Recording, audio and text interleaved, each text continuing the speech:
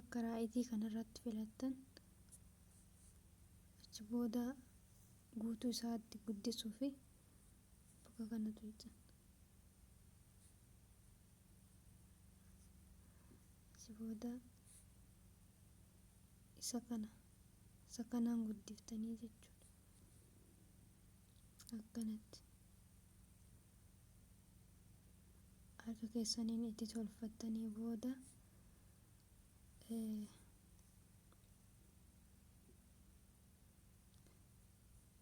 asitti deebitanii bakka kana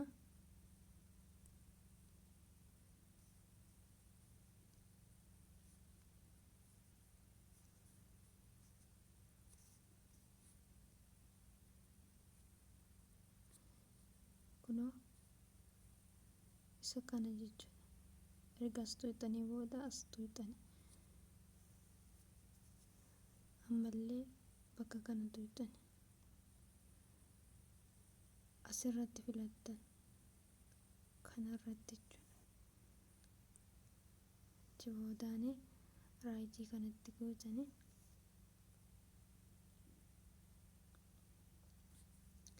amma asiin guddiftan isa kana bakka kana kunoo bakkuma reefuu kanaanii harka keessaniin itti tolfattanii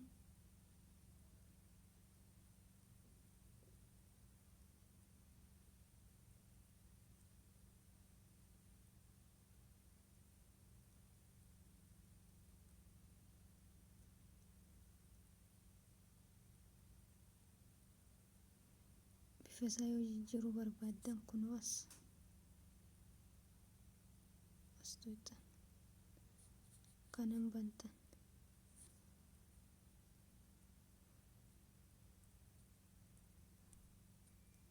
raayitii gootanii barreeffama tan asiin balleessitanii akkasinii bareeduuf jecha bakka qubee A kanatti deebitanii as tuqxanii ammallee as tuqxanii hin barreessitan waan barbaaddan isintu beekaa. Fakkeenyaaf ani assalaamu alaykum barreeffama kana as kaayuu barbaade asiin kaayaa, gadi yoo fiduu baadillee as bakka barbaaddaniin keettanii barreeffama kana bifa isaa filachuu fi bakka kana kunoo akka barbaaddan keessaa filattanii okay jettanii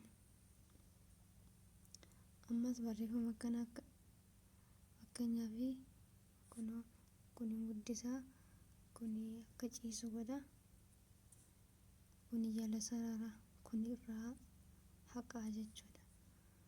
Raayitii gootanii keessa baatan barreeffama kana bifa jijjiiruuf ammas asuma kunoo as tuqxan jechuudha. Kun ammas irratti filadhee raayitii godheen bahaa. Ammallee suuraa barreeffama kanaa bareechuu barbaaddan kunoo as tuqxanii jechuudha. As mul'ataami as tuqxanii kanan bantanii booda kalarii barbaaddan hin filattan kunoo akkasinitti bareedu isintu beeka. Raayitii gootanii kunoo asitti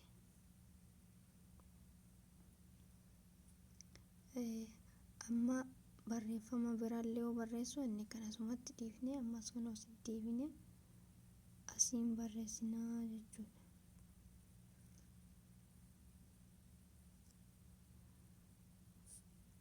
Akkam nagaa keetii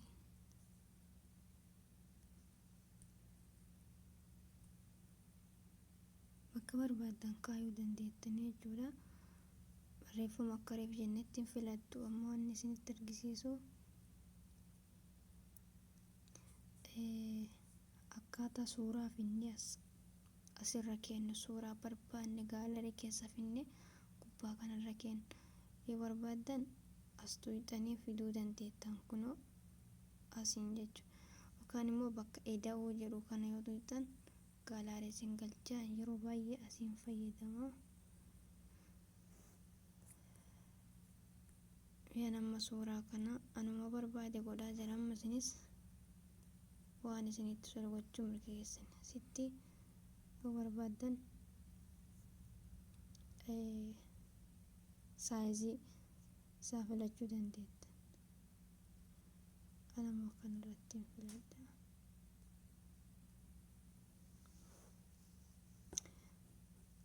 Suuraa kana ammas xiqqeessuu yoo barbaadan as jala gad dhuftanii kunoo bakkuma reefuu kana asiin xiqqeessitanii jechuudha. Kun akkanatti ammas yoo dabaluu barbaadan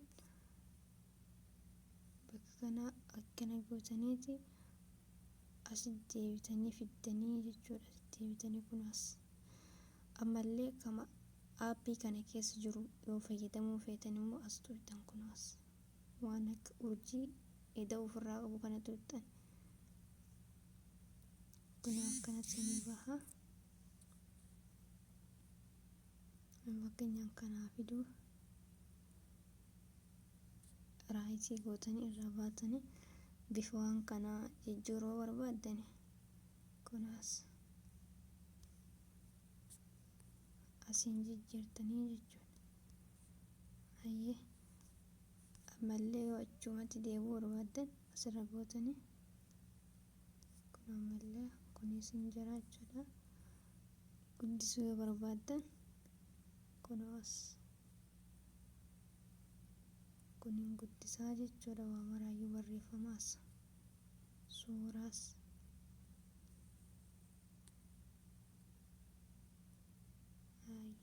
ammallee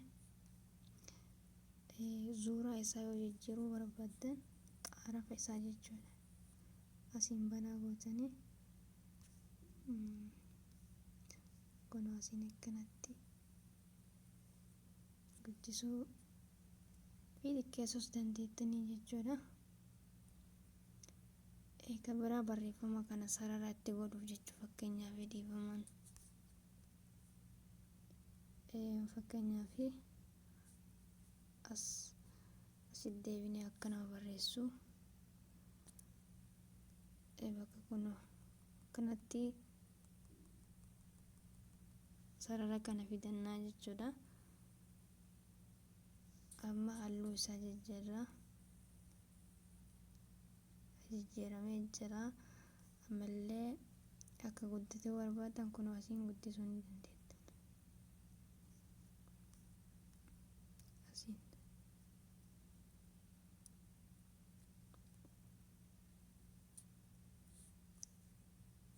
barreeffama kana finnee amma isa gubbaa kaa'uu barbaanne kunoo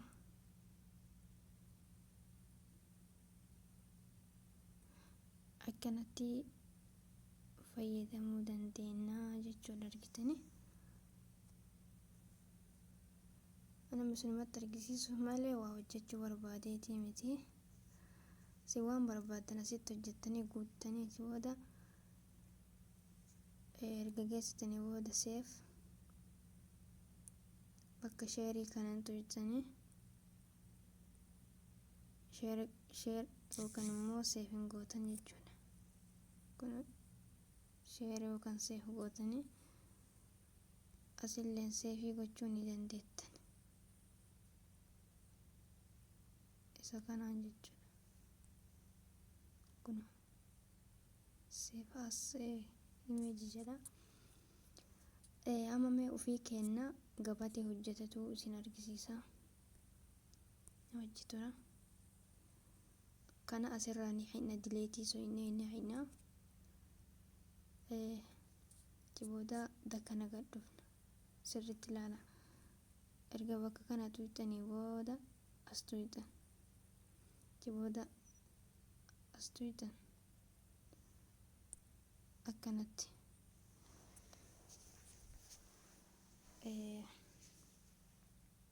Amma hin guddifna barruu kana. Gabatee kana guddifna akkanatti. Guutuu isaa guddisu. achi boodamee as keessaa raayitii goonee baane koobbii kunoo koobbii ka jedhu kana koobbii goonaa immoo koobbii ta'ee jira jechuudha. Amma barruu isaa jijjiira bifa isaa jechuu hayya asiin jijjiira kana banaa godhee kun akkanatti amma raayitiin keessa baha. Amma hin gabaabsa isa kana hin gabaabsa kunoo akkanatti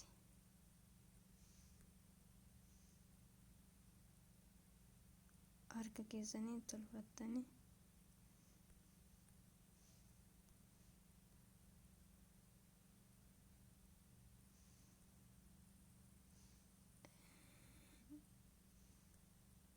harka keessaniin akka barbaadan tolchatanii kun amma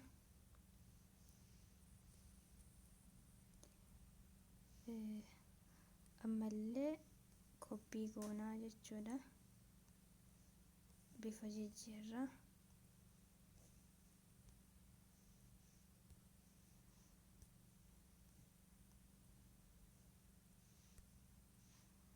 ammas akkanatti akka barbaanne tolfannaa.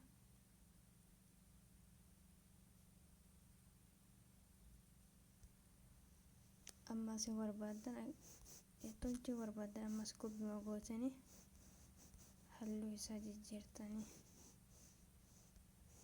kunoo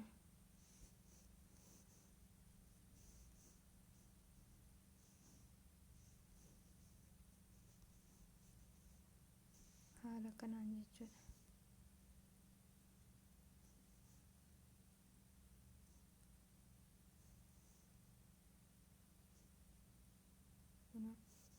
Gabatee hojjennee jechuudha kun amma argitanii bareedaami. Kun amma asitti bakka qubee A kana deebinee irratti waa barreessiname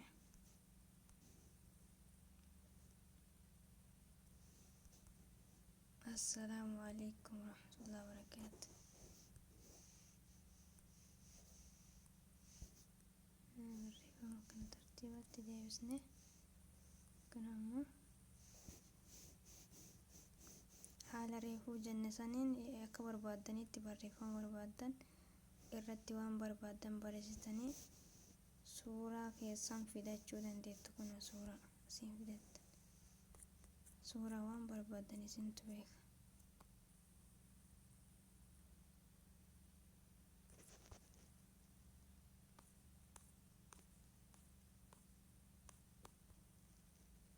Ani sinumatti agarsiisuuf deema malee waa hojjechuu barbaadeetii miti.